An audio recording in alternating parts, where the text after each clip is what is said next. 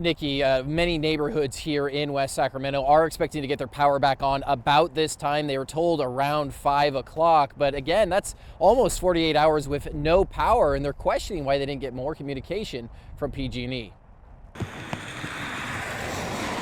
Tuesday night, like everyone in the region immediately, in Northern California in general, right? We saw the heavy winds, the rain come in, and we lost power. Since that time, Yanni Kazanis says his West Sacramento home has been without power all of Wednesday and most of Thursday.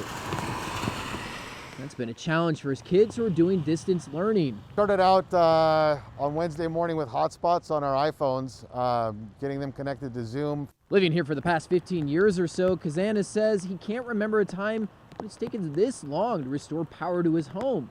But he says his bigger issue is the lack of communication from his utility company, PG&E. I had signed up for alerts, I didn't get any.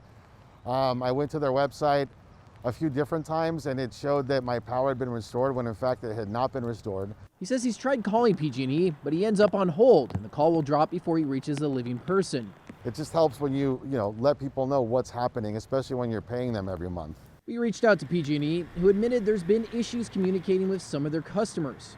In a statement, a company spokesperson says, "We understand that a very small number of customers are unable to get accurate outage and restoration information for their specific address when logging into PG&E's outage map. We are aware of the issue and we are working to resolve it as quickly as possible." While Kazanis says his brother's family, who are also in West Sacramento without power, had to leave their home because it was so cold. He and his wife have a 1-year-old daughter, and they had to check into a hotel because their temperatures in their home was 50 degrees and below. There's certainly people out in the area experiencing worse than us, but it would just be nice to have some clarity on when this is all going to end. And the man you just heard from tells us he finally did get some alerts from PG&E this afternoon. And initially they told him his power would be back on by 4. Then they said 5. And he said the latest they told him was now 6. And he says, as of right now, he still does not have power. Reporting live in West Sacramento tonight, Doug Johnson, Fox 40 News.